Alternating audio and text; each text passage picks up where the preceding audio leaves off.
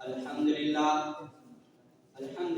رب العالمین والصلاة والسلام علی رسول کریم اما بعد اعوذ باللہ من الشیطان الرجیم بسم اللہ الرحمن الرحیم الا لعنۃ اللہ علی الظالمین۔ صدر محترم، مشفق اساتذہ کرام، حکم صاحبان، عزیز ساتھیوں اور دوستوں، آج کی سالانہ انجمن کے موقع پر آپ حضرات کے سامنے میں جو موضوع لے کر حاضر ہوا ہوں، میرا موضوع سخن ظلم اور ظالم کا انجام۔ محترم حضرات، آج ہر طرف ظلم کا بازار گرم اور ہمارا پورا معاشرہ ظلم و زیادتی کی آگ میں جھلس رہا ہے۔ ہر طاقتور کمزور کے اوپر ظلم کرنا اپنا حق سمجھ رہا ہے اور ظالم یہ سمجھ رہا ہے کہ وہ جو چاہے کرے، جس کی چاہے عزت نیلام کرے، جس کو چاہے بے گھر کر دے اور جس کو چاہے قتل کر دے اور اس سے کوئی پوچھنے والا نہیں۔ کاش اس ظالم کو کوئی اس بات کی خبر دے کہ ظلم ایک ایسا گناہ ہے جو رب العالمین کسی بھی حال میں پسند نہیں کرتا، بلکہ رب العالمین نے تو خود اپنے اوپر بھی یہ حرام کر لیا کہ دنیا کا کوئی انسان کتنا ہی بڑا گناہگار، کتنا ہی بڑا بدکار کیوں نہ ہو، وہ اللہ کسی پر ظلم نہیں کرے گا۔ ارشاد باری تعالیٰ ہے وما ربک بظلام للعبید، اور اے میرے بندو، تمہارا رب تم پر ظلم کرنے والا ہے۔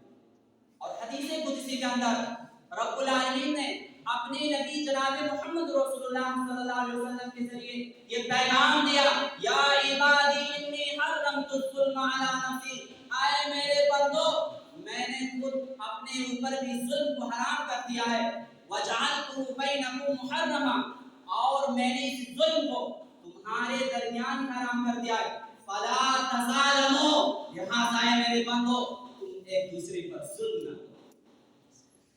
محترم حضرات، افسوس کے ساتھ یہ کہنا پڑ رہا ہے آج ہمارے معاشرے کے اندر ظلم و زیادتی اپنی انتہا پر ہے۔ لوگوں کے مال و دولت پر ناجائز قبضہ کیا جا رہا ہے، قتل جیسے گناہوں میں لوگ مبتلا ہو کر نہ جانے کس کس انجام سے مسلمانوں کے حقوق پامال کیے جا رہے ہیں۔ کاش ظالم کو کوئی اس بات کی خبر دے دے کہ ظلم ایک ایسا گناہ ہے جس کے کرنے سے حکومتیں گر جاتی ہیں۔ ارے وہ حاکم ختم ہو جاتے ہیں جو اپنے رعایا پر ظلم کریں، وہ خاندان فنا ہو جاتے ہیں جو خاندان ظلم کریں۔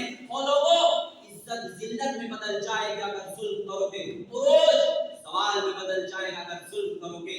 یقین نہیں ہے تو تاریخ کی کتابیں اٹھا کر دیکھو، تاریخ کی کتابیں اور قرآن کریم کے الفاظ اس بات پر شاہد ہیں کہ آج تک کہ کوئی بھی ظالم رب العالمین کی پکڑ، رب العالمین کے عذاب سے نہیں بچ سکا۔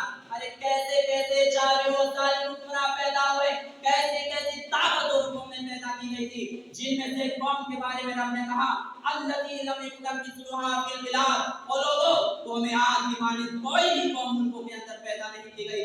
ارے ایسی ایسی طاقتور قومیں اور فرعون جیسے طاقتور بادشاہوں نے بھی جب ظلم و زیادتی کا بازار گرم کیا تو فصب علیہم ربک ذل عذاب، بالعاجل تمہارے رب نے اس سب پر عذاب کا کوڑا برسایا۔